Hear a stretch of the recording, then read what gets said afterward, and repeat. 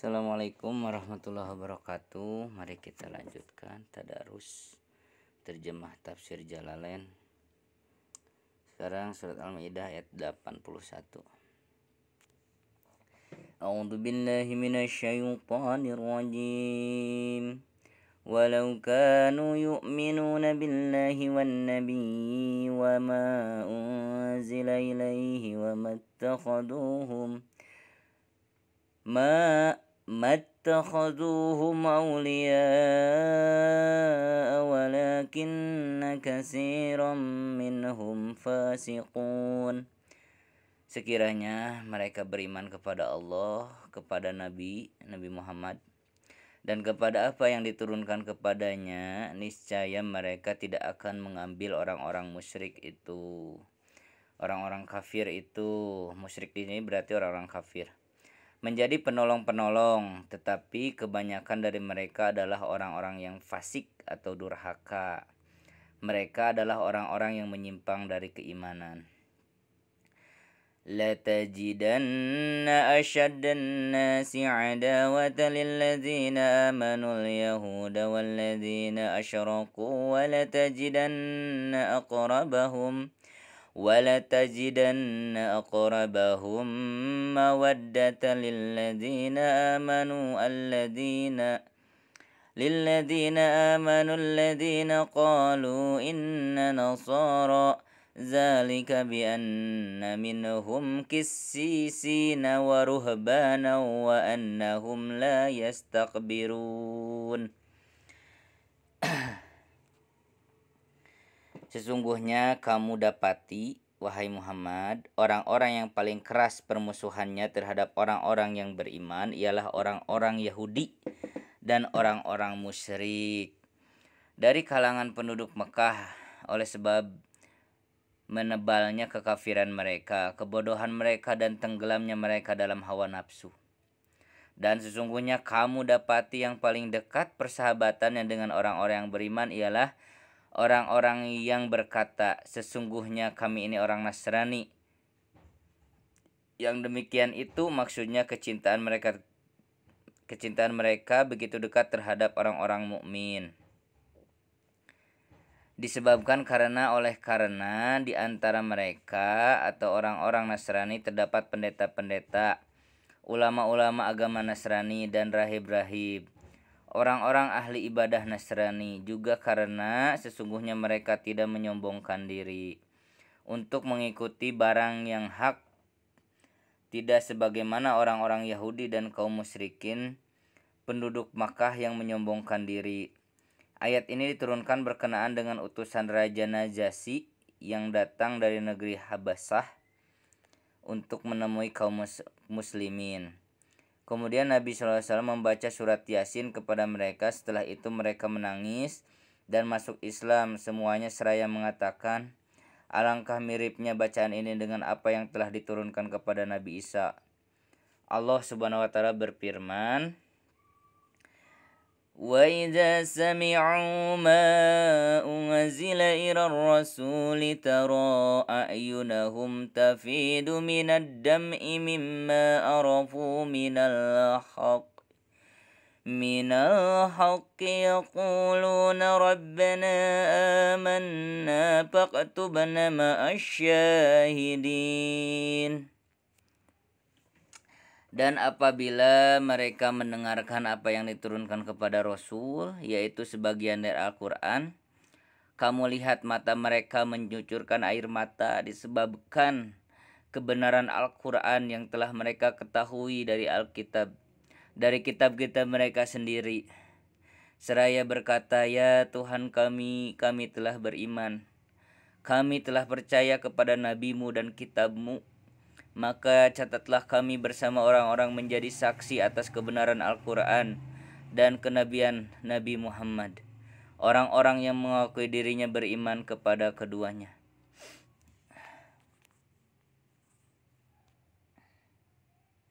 Wa ma lana nu'minu billahi wa ma ja'ana minal haqqi wa natma'u an yudkhilana rabbuna ma'al qaumis salihin.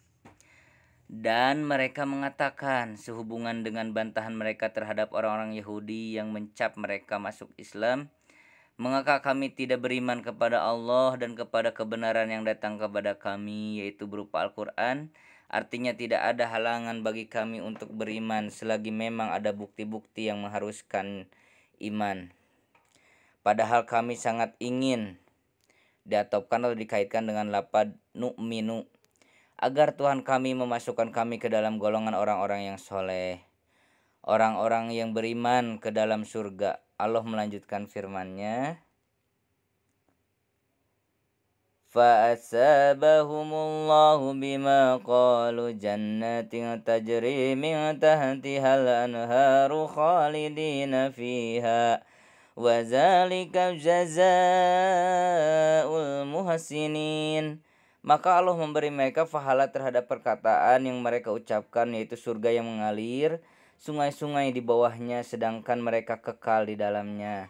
Dan itulah balasan bagi orang-orang yang berbuat kebaikan, yang ikhlas keimanannya. Walladzina kafaru wa kazzabu biayatina ulaika ashabul jahim. Dan orang-orang kafir serta mendustakan ayat kami, mereka itulah penghuni neraka. Ya ayyuhalladzina amanu la tuharrimu tayyibati ma ahallallahu lakum wa la ta'tadu. Innallaha la yuhibbul mu'tadin. Ayat ini diturunkan tatkala ada suatu kaum dari kalangan para sahabat yang bertekad menetapi puasa dan melakukan sholat di malam harinya. Mereka tidak mau mendekati wanita-wanita, memakai wewangian, memakan daging dan tidur di ranjang atau kasur. Hai orang-orang yang beriman, janganlah kamu haramkan apa yang baik yang telah Allah halalkan bagi kamu, dan jangan kamu melampaui batas, jangan kamu melanggar perintah Allah. Sesungguhnya Allah tidak menyukai orang-orang yang melampaui batas. Wa kulu mimma razaqakumullahu halalan tayyiba wattaqullaha alladzi antum bihi mu'minun.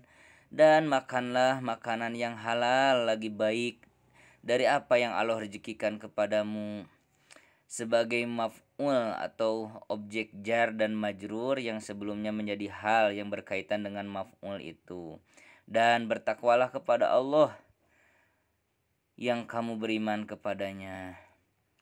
La yu'akhidukumullahu billagwi fi aymanikum walakin yu'akhidukum bima aqadtumul aymana fakaffaratuhu it'amu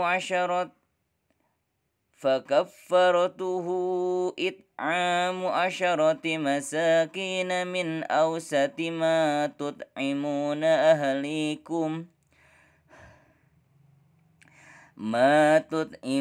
ahlikum aw kiswatuhum aw tahriru rakabatin faman lam yajid fasiyamu salasati ayyam. Zalika kaffaratu aymanikum idza halaftum wahfadu aymanakum kadzalika yubayyinullahu lakum ayatihi la'allakum tashkurun. Allahu Akbar. Allah tidak menghukum kamu disebabkan senda gurau yang terjadi di dalam sumpah-sumpahmu, yaitu sumpah yang dilakukan secara tidak sengaja hanya karena lisan terlanjur mengatakan seperti ucapan seseorang, tidak demi Allah dan ya demi Allah. Kadang kita suka sedikit-sedikit demi Allah gitunya. Ketika heureuy itu bercanda demi Allah gitu kan. Tetapi dia menghukum kamu disebabkan apa yang kamu sengaja, dengan dibaca ringan aqadtum dan dibaca tasjid aqadtum. Menurut suatu riwayat dibaca aqadtum dalam sumpah-sumpahmu mengenai hal itu, yaitu seumpamanya kamu bersumpah dengan sengaja Maka kafaratnya, artinya kafarat sumpah tersebut apabila kamu melanggarnya, memberi makan 10 orang miskin yang untuk setiap orang sebanyak 1 mud, yaitu dari makanan yang biasa kamu berikan. Dan makanan tersebut kepada keluargamu, artinya kualitas makanan yang paling pertengahan dan paling biasa dipakai, bukannya kualitas makanan yang paling tinggi. Dan juga bukan yang paling rendah. Atau memberi kepada mereka pakaian, yaitu sesuatu yang biasa dijadikan sebagai pakaian, seperti baju, gamis, sorban, dan kain. Imam Syafi'i berpendapat jika memberikan secara sekaligus kepada seorang miskin saja dianggap kurang sempurna atau tidak memenuhi persyaratan, atau membebaskan, memerdekakan seorang budak yang beriman seperti dalam masalah kafarat membunuh dan kafarat jihar atas dasar memperlakukan yang mutlak dan hukum yang muqayyad. Dan siapa yang tidak menemukan salah satu di antara yang telah disebutkan, maka berpuasalah selama 3 hari. Sebagai ganti kafaratnya, menurut pendapat yang terkuat dalam masalah ini, tidak disyaratkan puasa secara berturut-turut. Pendapat ini dikatakan oleh Imam Syafi'i, yang demikian itu yang telah disebutkan adalah kafarat sumpah-sumpahmu bila kamu bersumpah, kemudian kamu langgar. Dan jagalah sumpahmu, jangan sampai kamu melanggarnya selagi sumpah itu bukanlah perbuatan kebaikan atau mendamaikan orang-orang sebagaimana yang telah disebutkan dalam surat Al-Baqarah. Demikianlah artinya, seperti apa yang telah Allah jelaskan tentang beberapa hal yang telah lalu peraturannya.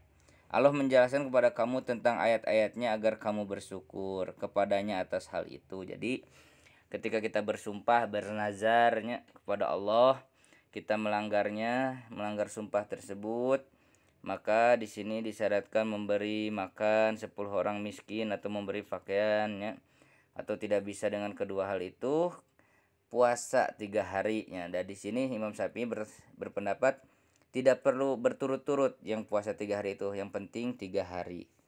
Wallahu a'lam. Ya ayyuhalladzina amanu innamal khamru wal maisiru wal ansabu wal azlamu rizqum min amali syaitani fajtanibuhu la'allakum tuflihun. Hai orang-orang yang beriman, sesungguhnya meminum khamr. Nah, ini minuman yang memabukkan yang dapat menutupi akal sehat. Berjudi, yaitu bertaruh apakah kita untung besok atau tidak, itunya. Berkorban untuk berhala, patung-patung sesembahan, mengundi nasib dengan anak panah, permainan undian dengan anak panah adalah perbuatan keji, menjijikan lagi kotor, termasuk perbuatan setan yang dihiasi oleh setan. Maka jauhilah perbuatan-perbuatan itu, yakni kekejian yang terkandung di dalam perbuatan-perbuatan itu, jangan sampai kamu melakukannya, agar kamu mendapat keberuntungan. Nah, ini nih kunci keberuntungan itu harus diingat ya. Kalau kamu hidup mau kamu beruntung, dilindungi Allah, ditangtayuan Allah, dibanyakan rezeki gitunya, beruntunglah hidupnya itu beruntung, maka jauhilah poin-poin tadi, berjudi, mabuknya, ngundi nasib, dan lain-lain. Wallahu a'lam bishawab. Shadaqallahul adim. Sami'na wa ata'na ghufranaka rabbana wa ilaikal masir. Baik, cukupkan sekian, mudah-mudahan bermanfaat dan jadi amal ibadah untuk kita semua, dan amal ibadah kita diterima oleh Allah Subhanahu wa taala. Amin. Assalamualaikum warahmatullahi wabarakatuh.